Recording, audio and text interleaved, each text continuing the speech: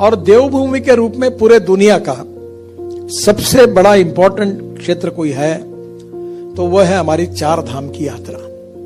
और वो 6 महीने ही होती थी। और मैं जब मंत्री बना तब विशेष रूप से बहुत बड़ा हादसा हुआ था, आप सबको याद होगा। तो लोग काफी मर गए। मैंने अधिकारी को बुलाया कि ऐसा क्यों हुआ, रोड पे ये क्यों गिर गई, पहाड़ी क्यों गिर गई। सब सवालों के जवाब मुझे नहीं मिले। तब मैंने हमारे सेक्रेटरी को कहा कि ऐसी कोई चीज इम्पॉसिबल है जो हो नहीं सकता। उन्होंने मुझे कहा ये पहाड़ी ऐसे है, ये जियोलॉजी ऐसी है। तब मैंने कहा कि ये आपके बस का नहीं है तो छोड़ दो। तो स्विट्जरलैंड से हमने कंसल्टेंट बुलाया, क्योंकि स्विट्जरलैंड और उत्तराखंड ये बहुत समान है। ये जो ओली है ना आपकी, ये डाहोस से अच्छी है।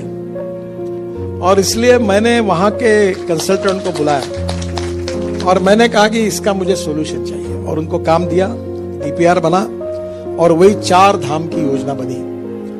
तो मुझे लगता है आज वो पूरा होते हुए आ रहा है कि चार धाम यात्रा सुविधाजनक एवं सुरक्षित हो। इसके लिए हर बार हेलीकॉप्टर में जाना तो मौसम खराब हुआ, जब निकलते बैठते तो मौसम खराब हुआ। ये बहुत बड़ी दिक्कत है। अब वो नहीं आएगी, क्योंकि हम उत्तराखंड में 7 स्थानों पर रोपवे निर्माण का काम जल्दी शुरू कर रहे हैं। केदारनाथ के लिए 985 करोड़ की लागत से 13 किलोमीटर तथा हेमकुंड साहिब के लिए 764 करोड़ की लागत से 12.6 किलोमीटर रोपवे निर्माण का टेंडर हो गया है। मैं कारगिल के नीचे टनल बना रहा हूं, आशिया की सबसे बड़ी 13 किलोमीटर। तो मैंने गवर्नर साहब को कहा कि इसके नीचे में ऊपर में बाबा अमरनाथ है, तो मैंने कहा वहां रोपवे बना देता हूं मैं ऊपर जाने की। और पूरी तरह से इतने अच्छे रिसोर्ट, हमारा स्विट्जरलैंड क्या है, हमारी ओली स्विट्जरलैंड से अच्छी है, डावोस से अच्छी है। और मुझे बहुत खुशी है कि ओली से गोरसन तक 3 किलोमीटर रोपवे का डीपीआर बना रहे। और आगे हमारी नई सरकार आएगी तो ओली का विकास करेंगे और वर्ल्ड के टूरिस्ट यहाँ ओली के लिए उत्तराखंड में आएंगे, ये मैं आपको विश्वास के साथ बताऊंगा। गढ़वाल का ओली गोरसन बुग्याल ट्रेक सबसे रोमांचक ट्रेकिंग ट्रेल्स है और यह स्थान स्विट्जरलैंड से भी ज्यादा सुंदर है। यहाँ रोपवे बनाने के बाद पर्यटकों की संख्या बढ़ जाएगी। 5 स्थानों पर रोपवे का डीपीआर बन रहा है। पिथौरागढ़ जिले के पंचकोटी से बौरानी तक 3.17 किलोमीटर रोपवे का डीपीआर बन रहा है। बौरानी से बहुत बड़ा सांस्कृतिक महोत्सव होता है और इसमें बहुत सारे लोग शामिल होते हैं। रोपवे बन जाने से लोगों को बहुत सहूलियत हो जाएगी। बाद में बालाटी बेट से खलिया टॉप तक 6 किलोमीटर रोपवे का डीपीआर बन रहा है। और पिथौरागढ़ जिले के मुनस्यारी में स्थित खलिया टॉप ट्रेकर्स की पसंदीदा जगह है। यहाँ रोपवे बन जाने से पर्यटन को बढ़ावा मिलेगा। ऋषिकेश बैराज से नीलकंठ महादेव तक 4 किलोमीटर रोपवे का डीपीआर बन रहा है। नीलकंठ महादेव मंदिर ऋषिकेश के सबसे प्रमुख मंदिरों में से एक है। हर श्रद्धालु यहाँ महादेव के दर्शन के लिए पहुंचना चाहता है। रोपवे बन जाने के बाद सुगमता आएगी और लोग यात्रा कर सकेंगे। ये बहुत महत्वपूर्ण बात है कि ये जो चार धाम है, जो हमारी सरकार ने, मोदी जी और मैं यहाँ आए थे, इसका भूमि पूजन हुआ था। एक प्रकार से ये लाइफ लाइन है उत्तराखंड की पहाड़ी क्षेत्र की। अब ऑल सीजन यानी साल भर आप जा सकेंगे।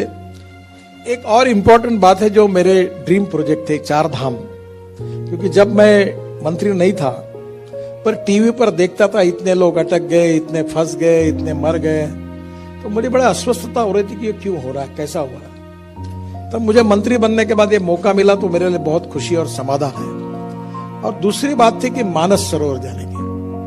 तो मेरी पत्नी मुझे कह रही थी कि तुम इतना, वैसे तो कोई राजनीति में मेरे परिवार में कोई है नहीं, मुझे मेरी एक इच्छा है मुझे मानस सरोवर लेके जाओ। तो मैंने कहा ये चाइना से नहीं जाएंगे, मैं आपको हिंदुस्तान से लेके जाऊंगा। तो हर बार मैं उनको रोकता रहा।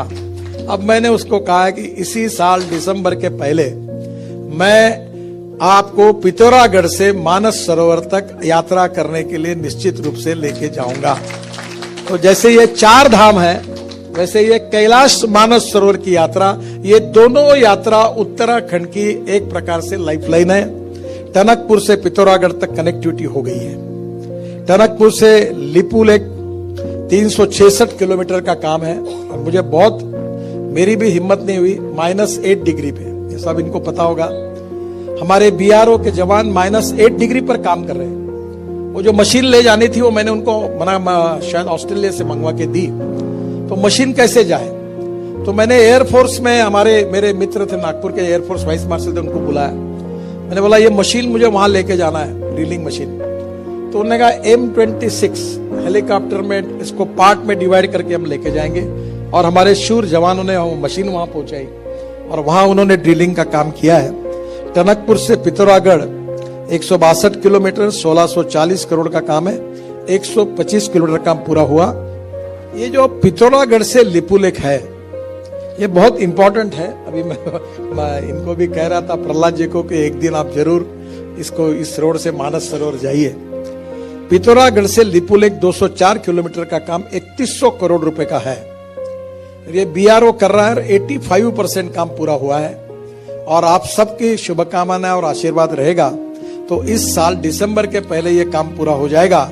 और ये मानस सरोवर का और विशेष रूप से 4 धाम का, ये हमारे मोदी सरकार ने उत्तराखंड को दी हुई सबसे बड़ी गिफ्ट है। और ये काम इस साल में दोनों पूरे हो जाएंगे, इसका मुझे बहुत विश्वास है। बाद में उत्तराखंड में काफी रोड हमने बनाए हैं। अब केवल आखिर में एक ही बात बताऊंगा, उसका तो मैं वेबसाइट पे डाल दूंगा।